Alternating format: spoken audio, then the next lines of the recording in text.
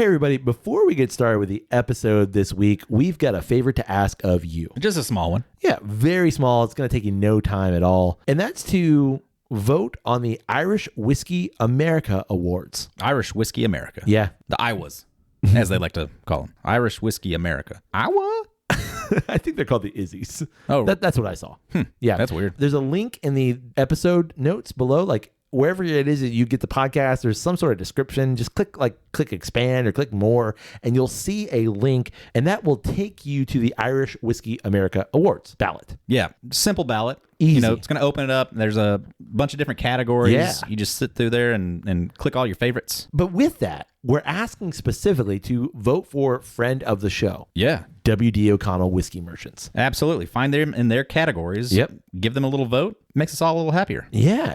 It supports Dahi, supports W.D. O'Connell, which we will absolutely love. Yeah. And just makes the world go around. Yeah. I'm pretty sure that's how that works. I think so. Voting ends in only a couple of days in terms of when this episode releases. So if you haven't gone to vote, do so. Yeah, I did it. I've done it several times. Yeah, I'm wearing my little sticker here. I see that. Yeah. If you got multiple emails, you can vote multiple times. Oh. Did I create email addresses that are maybe fake but not really fake? No chance. No, I would never do that. No, I only used real email addresses. That's nice. But if one were to do that, that is a possibility. You could do that too. Yeah. I mean, I'm not advocating for it. I'm just saying like it could be done. Right. Yeah. Right. Yeah. Theoretically. Yeah. On that note, on to the episode. Okay.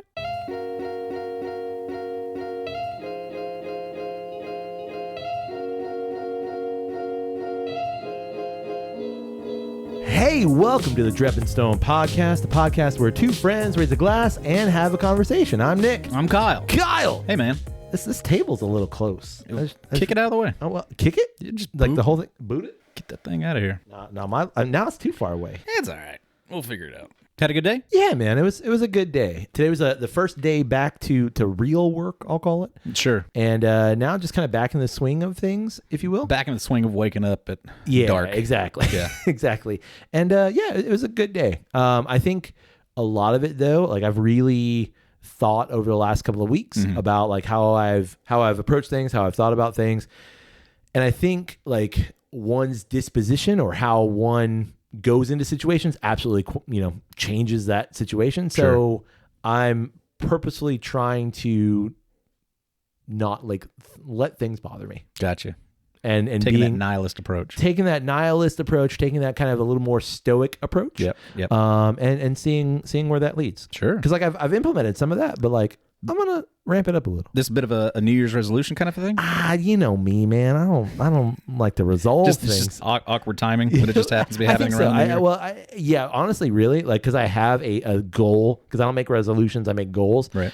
It was just one of those things of like, okay, so what I was doing in the prior section Right. didn't work. Right. And so how can I find more joy Yeah. within the confines of what I've been given? Right. How about you? I know that was a lot to begin an episode. Whoa. Sorry. Man. How about Just you? unloaded there. Yeah. No, I'm great. You can't just drop that. Easing back into life post Maine, Yeah. Sure. Sure. Reminiscing over those wonderful Allagash beers, But yeah, no. Just easing back into life. Listen, man, when I was editing that episode, so I started editing that episode on the flight home, and I was like, I'm too close to it because like I just want more of that beer. Right. So, like, So good. yeah, it really was. They really were. Yeah. Like it was fun going back because like I had totally kind of, after we'd had so much over the course of that trip of really going back and remembering specifically those beers individually. Right. And like, man, they were so good. And that's from a large brewery. And I Right. think we made that point in the episode of like, this is a large nationwide, as far as I know, establishment here. brewery. Yeah. And like you guys are crushing it. Yeah. And not that big breweries, I mean, big breweries are big breweries for a reason. Right. But I tend to gravitate towards like the smaller local brewery.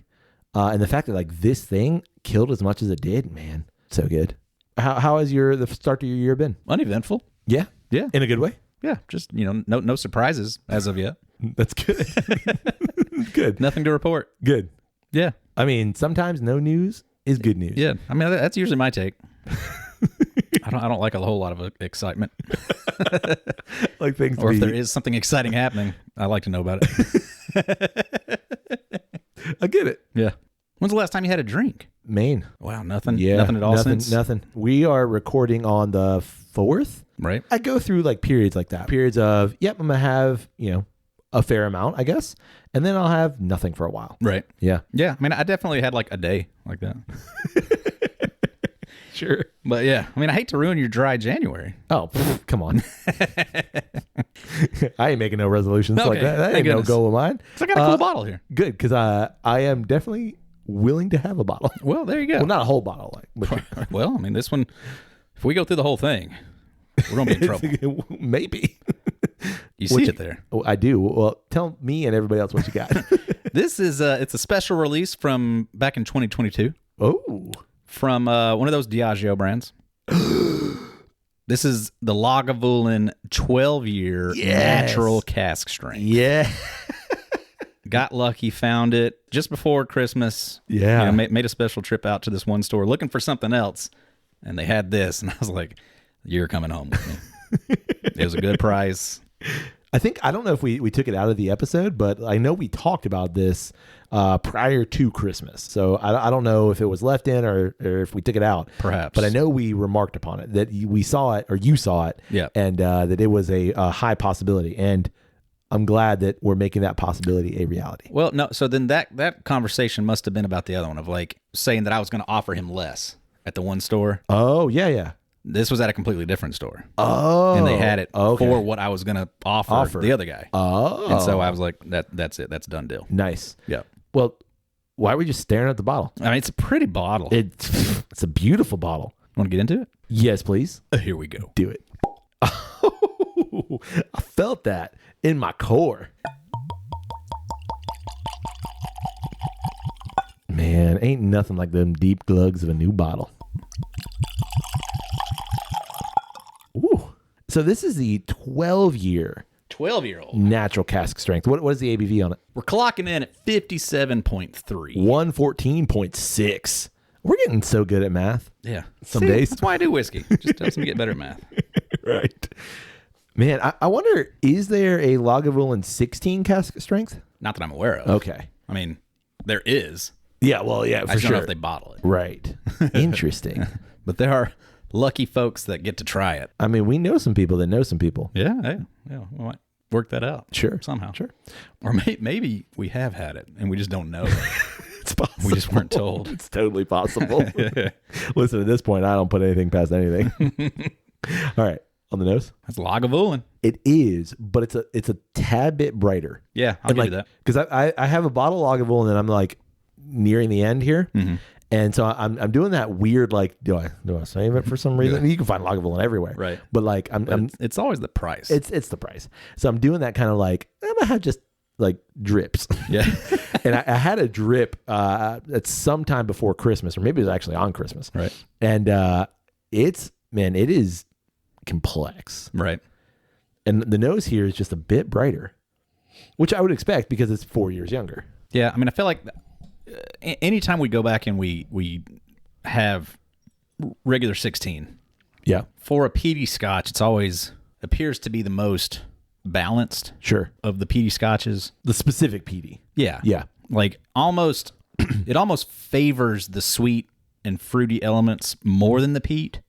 Okay. Yeah. You know, the peat almost kind of disappears on it. Yep. It's not, anywhere near the aggressiveness as like Lafroig and things like that. Definitely not. No. It's much more friendlier peaty scotch. Yeah. Anytime we've ever had it in a pairing with a bunch of other peaty scotches, that's always what I kind of come away with, is that it's so well balanced. Yeah. Agreed. I feel like in this, the malty notes, I guess like what I'm saying is the malty notes are brighter.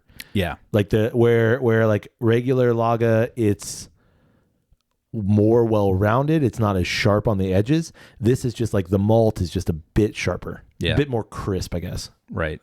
Yeah. And it's not as toasty Right. on the malt. Right. Yeah. That's a good way to describe it. Yeah. It's kind of fresher. Good bit of honey. Yeah, absolutely. Like floral, like orange blossom honey. We can get orange blossom honey here. Right. Weirdly, I don't get a whole lot of proof. I would expect 114 just be kicking. If I really take a deep breath, it does kind of start to tickle my lungs. Okay. I'm getting like some vanilla bean. Yeah, like that Madagascar vanilla bean. Like that one that's like, it's like one pod in a. Oh, yeah. All right. All right. No Diving sniffing. on in? No sniffing. Time for sipping. I think so. Do it. Man, that proof jumps out with some aggression on the palate. Woo! I didn't know if it was just me because I haven't had anything in a little bit. But Yeah, no. That was all over. It's still all over me. I feel it go all the way down. yeah, Man. that is present. It says it somewhere on the bottle. I don't think I read the sleeve novel, but I remember reading it somewhere about, I mean, it says it at the bottom. It's crackling spice rises from the smoky intensity. Sure. From a combination of virgin oak casks and our smokiest reserves. Okay. Yeah. And there is a lot of ashtray in this glass. There really is. It's pungent. Yeah. Yeah. It's still all over my palate. Like, wow. aftertaste, everything is still so ashy. Ashy and I get like peppery AF. Like Yeah. almost like habanero or jalapeno, like not the burn sensation, but like that spicy. Does that make sense? Not the like, oh my God, my face is on fire, but like the whoa, this is peppery. Right. My mouth is ablaze. Correct.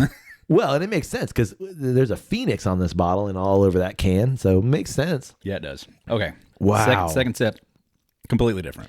Sure, because you don't get hit with the proof anymore. Right. Now you get, well, hold up. Now it's traveling down. It's going, you don't get hit with the proof anymore, but now I just get all of those ashtray campfire, but like 2-day-old campfire kind of notes. Yeah. And it's weird. Like there's a very clear for me, like, separation of like this virgin oaky note. Yep. And the smoky ashy note. Absolutely. And that's kind of interesting to happen in the same sip. Yeah, it's super cool because initially I get hit with a bit of the peat, but then you get barrel and like bright barrel. And then it changes from bright barrel, like literally lumberyard fresh oak or like freshly cut tree. Right. And then to this like smoky, crispy, charred oak. Yeah. It's almost like when you burn a piece of wood that hasn't dried out. Yeah. And it's still kind of like sappy. Exactly. You know, and that aroma that comes from that. Whoa. I get bacon notes too.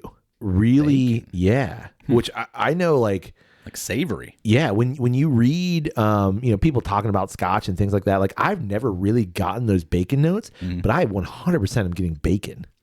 Like really savory, really unctuous. I mean, it is a thick, viscous whiskey, so like I can kind of like almost feel like a fat content. Yeah, exactly. Texture-y kind of a thing to it. What's the bacon that's like not thick cut bacon, but like you get like belly bacon? What is it called, man? Pork belly? Pork belly. Yeah, it reminds me less of bacon now that I think about it. It reminds me more of pork belly. Right. Which I recognize is bacon, but like it's thicker, chunkier, it's a little fattier. You ever had hog jaw? I feel like I have. Like hog jaw used to be, I mean, and ironically enough, it's like a New Year's Eve thing. Oh yeah. We used to eat it every year.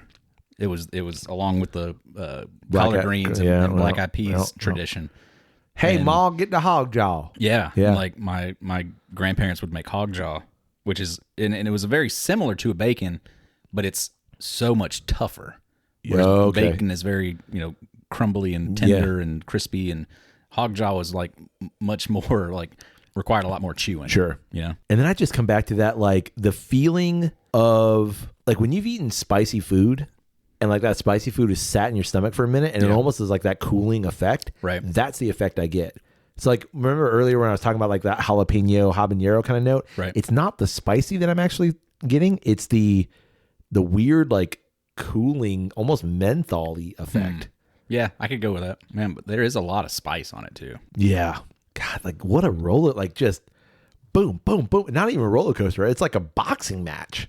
It's like this thing, and then this thing, and right? This thing. Like the first two paragraphs on the novel on the can here are attributed to what I believe is just the story of the Phoenix that they have on here. But the last paragraph is, in this deep expression from virgin oak and our smokiest reserves, peaty casks lead spice and smoke on their eternal dance with deep sweetness. The smooth, oily start shines with sweet richness before lemony citrus and sea salt add freshness, and an explosion of spice to savor. Mid-palate, the taste becomes more drying. Okay. Its smoky intensity ever-growing. Great waves of peat wreath, the long, smoky, spicy finish. New-fired, Lagavulin soars to fresh heights of spiced smoke. Rarely do I agree with every tasting note on a can. Yeah.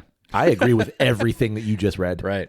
The only thing I would add to it, they forgot to mention lovely bitter. I mean, they mentioned virgin oak. Sure. But like to me, it's that bitter that comes in mid-palate. Right. Hey, I am here. Yeah, it follows with that dryingness. Correct. Yeah. And maybe they say dry where I'm thinking bitter, but yeah, man. It's really weird that it can be dry and oily at the same time. Yeah. It's bizarre. But I definitely get it. Yeah. For sure. That is interesting. Man, yeah, it is. This is not a whiskey for the faint of heart. Oh no, this is complex. I'm going to say it. This is a connoisseur's whiskey. Sure. Like this is one that like, listen, your average person's not going to like this. Yeah. No. I mean, honestly. No, I wouldn't think so either. And like that first sip was so aggressive too. Yeah. Of like, it took 2 or 3 sips to really kind of like, okay, get everything calmed down, get everything acclimated to the situation. Now you can kind of start moving through it and discovering things. Yes. Man, I put this right up there with like the Corey Reckon in terms of like aggression and complexity. Yeah. Like I mean, probably right there with the Bizarre-BQ. Yeah. I'm honestly, I'm trying to think of like as funky as Bizarre-BQ. Would I recommend this bottle to listeners? Honestly, I wouldn't, unless you're looking for like, okay, are are you ready for this? Does that make sense? Like, not that I really like it, but like I don't think your average whiskey drinker is going to like that. Yeah, no, man. I mean, it certainly is not going to be for everybody, but I think it's where everybody wants their whiskey game to be. Is to be able to enjoy something like that. That's so perfect. That's exactly man. Like I was trying to figure out like how do I say this? That's exactly what I wanted to say. Yeah, yeah. Like because you're right. That's exactly. I mean, it's like if you enjoy the thing, you want to get to that level where you can like enjoy that aspect of it. Yeah. And that's kind of like what this is. Like it is kind of like upper level, upper echelon whiskey enjoyment. Yeah. Whereas like if you try to get into it too early, like you're going to, that's disgusting. And I know there are listeners that are like, challenge accepted. Yeah. Like, cool. For sure. Go do it. Like I recommend that you do it, but know what you're getting into. Right. Oh yeah. I mean, it's an investment bottle. For sure. But it's definitely a bottle that you want to have gotten to the right point in your whiskey journey that you can enjoy it. I would say even for me, and I want to speak on your behalf, but if we would have had this 3 years ago, I would have hated this. I don't think I was ready for it. And right. and because even though getting into scotches and really opening that door 3 years ago, this would not have been it. Well, I mean, and I've always said like my first few bottles of like cask strength anything. Sure, exactly. I didn't really enjoy them. Like I kept drinking them because it was like, yeah, no, you've bought the thing and you've heard so much. Well, just like you've heard so many other people talk about it of like, yeah, no, this is like where it's at. Right. And it's like, all right, everybody can't be wrong, or is everybody faking it? But then you finally feel yourself getting adjusted to it, and it's like, oh crap, exactly, no, that is right. Yeah. I will say this too. I love that the peat just every sip, it's boom there. Because that's something that happens with even regular Lagavulin and most peated scotches. Right. It's like that peat will dissipate within the first, 3 sips maybe? Yeah, 2-3 sips. This, I don't know about you, it's still there. Yeah, what's amazing is that it's not really on the front palate anymore. Everything that you're able to enjoy on the front palate now is the sweetness. Yeah. That vanilla and like a creamy note. But then mid palate to the back, that smoke just comes up and it's just like a smoke signal. Just poof. Yeah, man. Good find. Yeah, I mean, I've always heard like any review that I've ever heard of the Lagavulin cask strength is always that it's just too expensive. That it's a great bottle. Man. Yeah. Well, now that we've got a great pour. Yeah. What do you want to talk about this week? What should we talk about this week? We just did a bit of light traveling. You actually did some heavy traveling. I didn't do a light traveling. I did heavy traveling. You went on a trip, came home for a couple of days, reloaded, and went on another trip. Yeah. I did 6 flights in 10 days. Man, you're that jet setter. I guess so. It was a lot. Yeah. Yeah. For sure. Maybe not 10 days, maybe 2 weeks. Man, perfect. It was a lot. Did you do more than that over the summer? No. Over the course of Europe? No. For Europe, That was a lot of train. Yeah, for Europe, we did a flight to New York, a flight to Rome. Right. 2 weeks later, we did a flight to Ireland, and then a flight to Boston, then a flight to home. So but it felt, I guess because it was like broken up over the course of 3 weeks. Right. It felt different. Right. It wasn't as much, but I think it's a different mode of travel, I guess. Right. Yeah. And especially this way too, where it was like flight, rest a couple of days. Yeah. Flight, you're at that location for a few days, and then flight. Yeah. Whereas Europe, it's like flight to a place, transfer, flight to another place. You're there for a week. And Yeah. Then, exactly. So you can acclimate, but it's less about necessarily the flight and more about, you're right. Okay, so we've got to be where, when, and how's that working out? Right. Kind of thing. Yeah. It was a lot. Yeah. It was a lot of travel, but it was good travel, I think, overall. That's the best kind of travel. I think so. Yeah. You did some travel too. Yeah. I mean, obviously, we discussed the main traveling. We made it home. Yeah. I gotta say, that trip was probably considering the travel aspect of it, one of our smoother traveling experiences. We are in our house. We jokingly a lot of time barely make a flight. Yeah, we it seems to be an ongoing thing for us. But no, we didn't have any issues this time, oddly enough. Nice. Yeah. Yeah. I mean, we met you guys at the airport in Maine, and we were a good, we were there after you guys were there. You guys were probably a good 20 minutes ahead of us at least. Oh, coming home. Yeah. Sorry. I'm thinking of when we got there. I'm like, oh, dude, you were there a whole day earlier to me. You talking about when you walked over? No. Behind, no way. Yeah. Yes. Yeah. You guys got to the airport before we got to the airport. Right. On the way back home. Yeah. And we were on a smaller airline. Sure. So it was very funny checking in for that flight because there's 100 yards of counter space for people to check in, but there's only 2 people checking in people for our flight. So there's this huge, not a huge line, but there was a line going to 2 people and just all this empty space. Yeah. Shortest TSA line I've ever seen. Oh, dude. Because there was not a line. There was no line. You just walked right up. That is the outside of that might have been the fastest line I ever went through. There was no line. There's 15 TSA workers, and Carol and I were the only people in that line. Yeah, it was we not were a line. the line. It was Exactly. You just walked through the queue. Yeah. Fantastic. It was like you had a fast pass. It was great. For that to have been a few days before New Year's. Yeah. That was wild. Yeah. Yeah. To be fair, nice. we learned later that where we were, and a whole lot of people visiting at that time of not year. much of a reason to go up there that time of year. After we returned home, thinking about the travel. Yeah. After we returned home, you sent me an Instagram post. Oh, yeah. Yeah. We do that from time to time. Occasionally. You sent me an Instagram post that you saw. The person says, I've never come back from any holiday feeling relaxed, refreshed, and reinvigorated to get back to work. I come back with a taste of freedom still fresh in my mouth, a renewed hatred for work, and a strong suspicion that this is not what I should be spending my life doing. Right. Yeah, and I thought that really kind of rang true.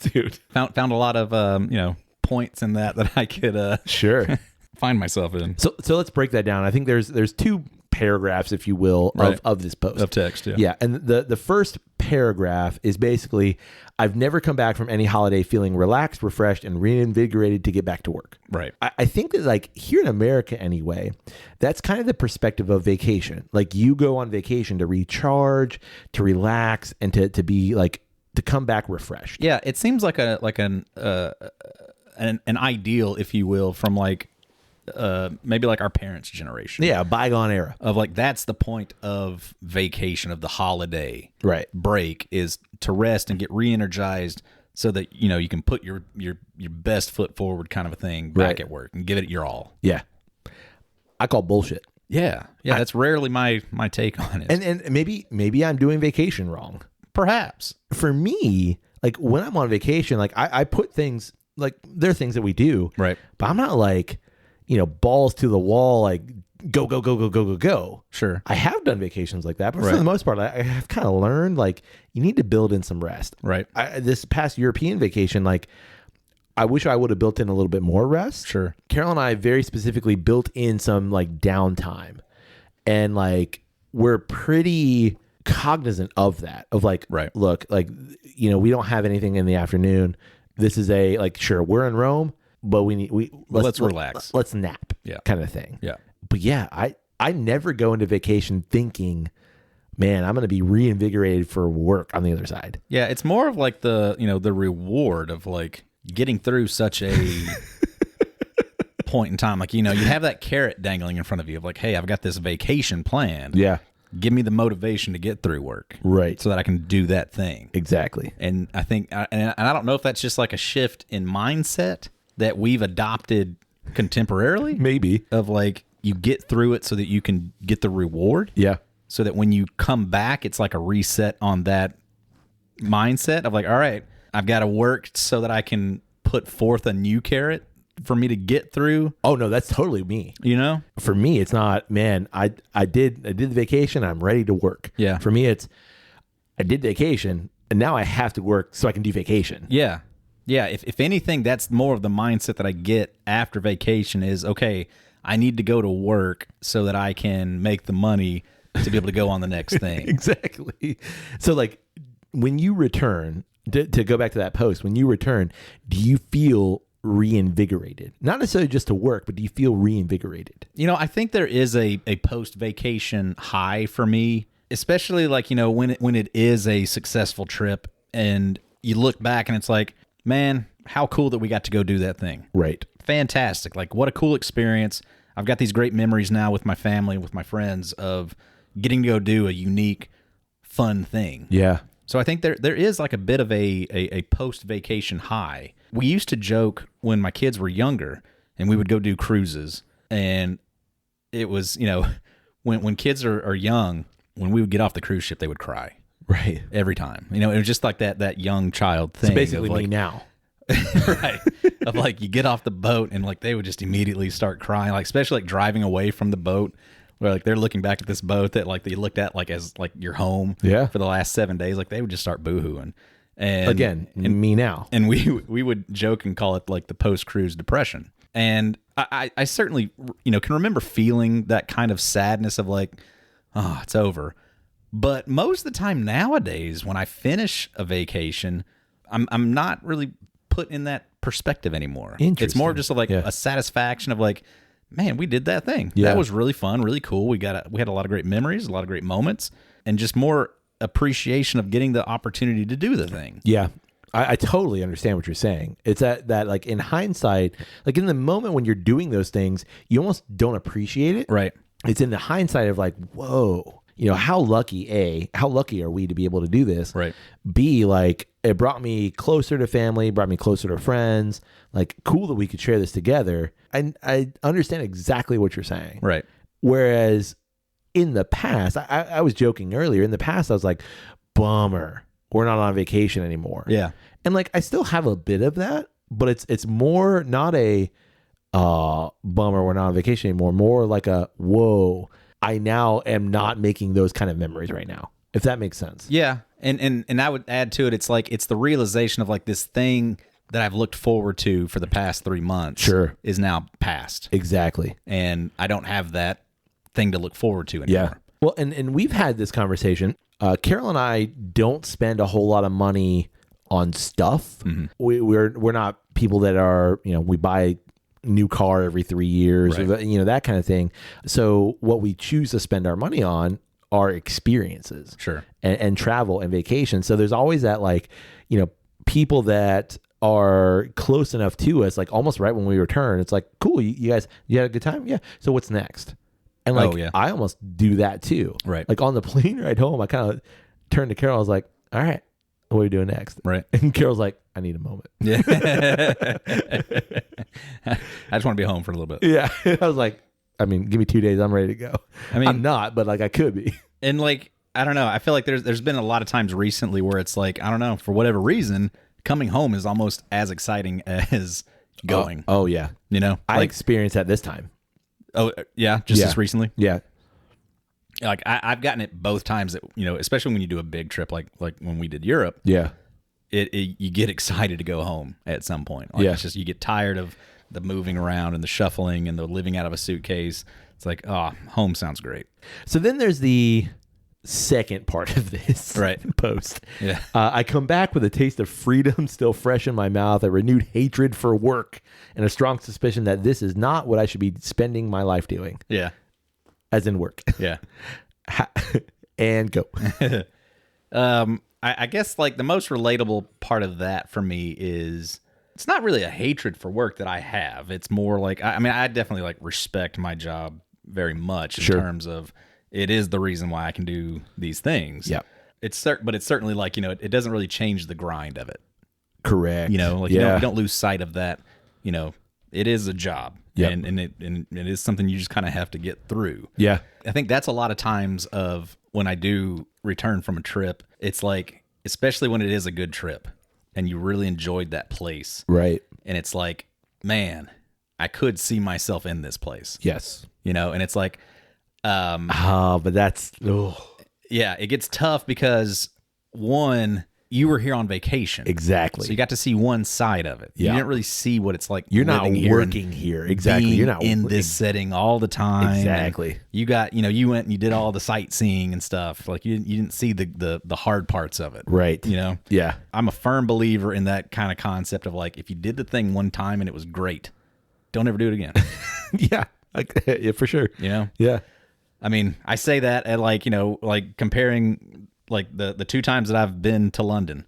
The first time was amazing.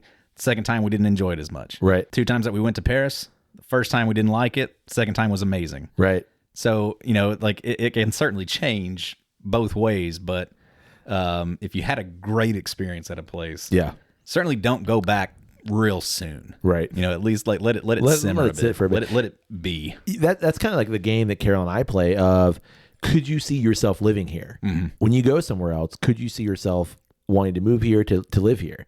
And there's always that like, oh yeah, or like, nope, can't be here. Right. But also the, oh yeah, I always kind of like, yeah, but we're on vacation. So like the best parts of this, we kind of experienced. Right. If you were to ask me, could I move to New York City? Absolutely not. Right. I could never do it. I need a fire pit in the backyard kind of thing. Like I couldn't do it. Do I like going to New York? Yeah. For a couple days at most, I'm good. Right. Our trip to Ireland was like whoa, like I could live here. Right. And I still like in my mind, I'm like, man, it's freaking beautiful. Like I loved everything about it, but I'm also not working here. I'm not trying to find a job here. I'm not paying taxes here. I'm not doing all the home things. Yeah. So like if I were to win the lottery or somehow come into a lot of money, sure. Who knows? Yeah. Right. Exactly. I guess you don't really have that experience of like, got to get back to the grind. Right. But what you said, I agree. I don't know if it's a hatred for work or a renewed hatred for work. It's okay, in order to continue to do the things that I want to do, I have to do this thing. Right. Not that I don't find joy in the work and I think you said respect, but it's like, I'm back here so that I can do another thing for me anyway. Yeah. It's again, it's just that motivation of going from this thing to the next thing. And I've got to go through this. This is what provides me the opportunity to do that. Exactly. Yeah. And I just want to reiterate again, how lucky we are that we have situations that can afford us to do those things. Right. The post also said something like, this is not what I should be spending my life doing, as in work. Right. I actually take an issue with that because only it's the light and dark of it all, the yin and yang, if you will. Right. Only because you work do you realize how good those other times are. Oh yeah, 1,000%. If everything you were doing, and I guess this goes back to my statement earlier, if I won the lottery, like that's what I'm doing, man. Like I'm traveling and I'm going to go to school. Like I think I've said this before.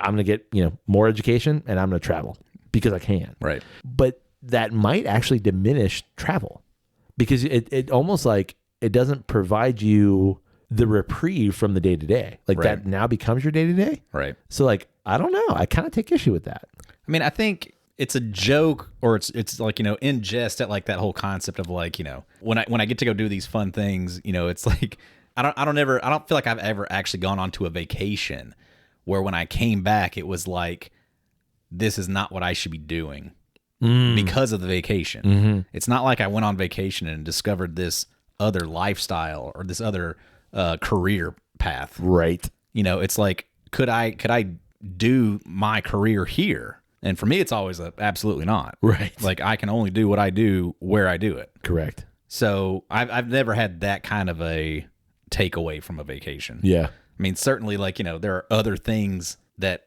would create that within me, but it's not from visiting a different city or something like that, I get it. Well, you got anything else? No, my glass is empty. Mine too. Yeah. I mean, I know you and I have another episode to record. Yeah. But there's still some liquid in that bottle. I had a lot of liquid in that bottle.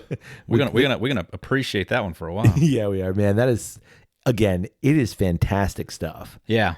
And That's a bottle that, honestly, for me, I wouldn't have been satisfied having never tried it. Agreed. There are upper level bottles Yes. that I don't care if I ever get to try them. Yep. But that one was not one of them. And this is, to me, this is also, or for me, this has also been on the list for quite some time. Yeah. Of like, man, if I ever see it and it's at a good price, I've never seen it. Yeah. You somehow have seen 2 of the Lagavulin cask strengths Yeah. recently. I've never seen it. Yeah. Or at least not that I'm aware of that I've seen it. But man, Yeah. that is an experience bottle.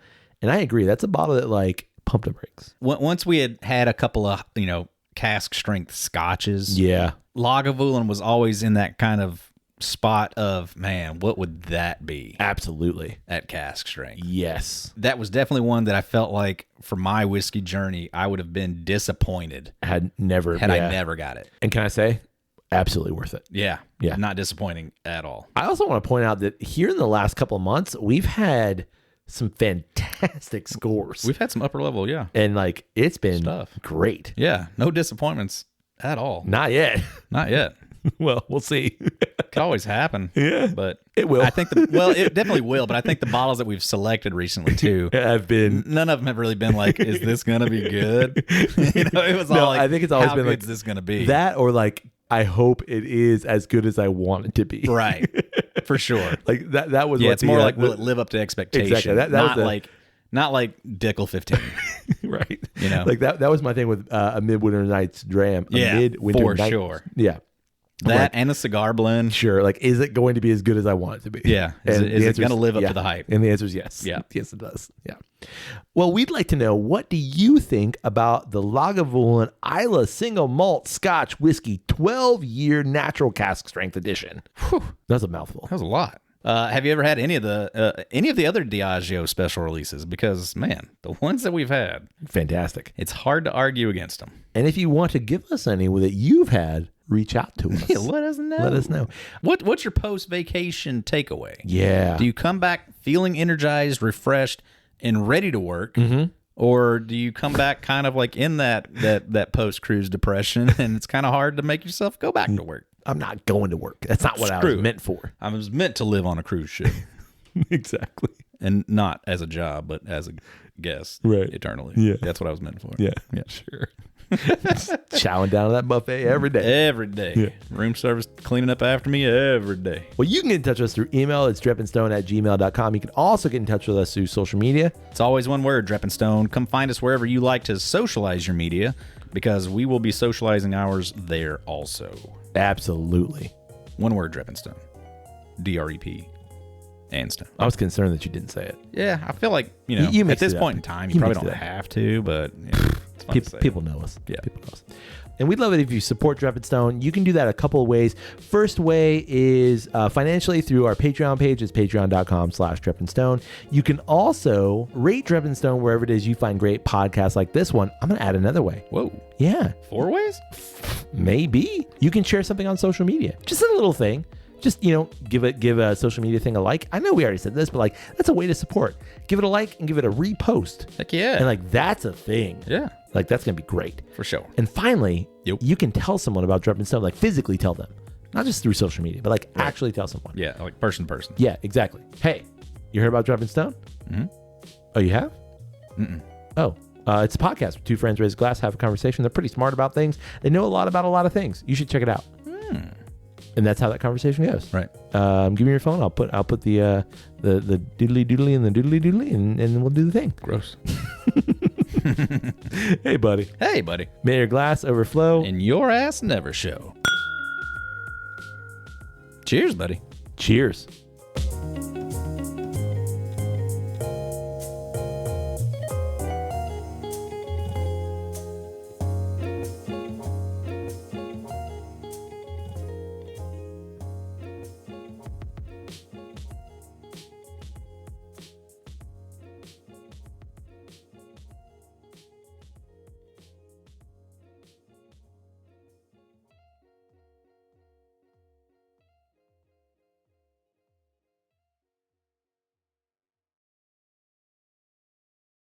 where I had to pretend to care.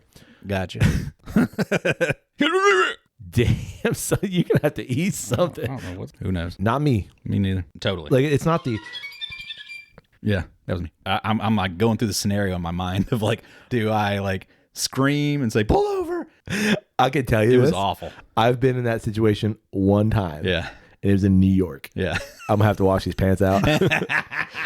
Next stop sign. I open the door. I'm just Jump out. I'm just gonna run. Fuck this, I'm out. Yeah, I'm just running into the woods. Yeah. Gotcha. Yeah. Okay. Is that your line? Yeah. That the thing got way more views than anything else that we. I don't understand social media at all. Me neither. Makes no sense. Yeah, and if you want to be a member of the Irish Whiskey America thing, sure.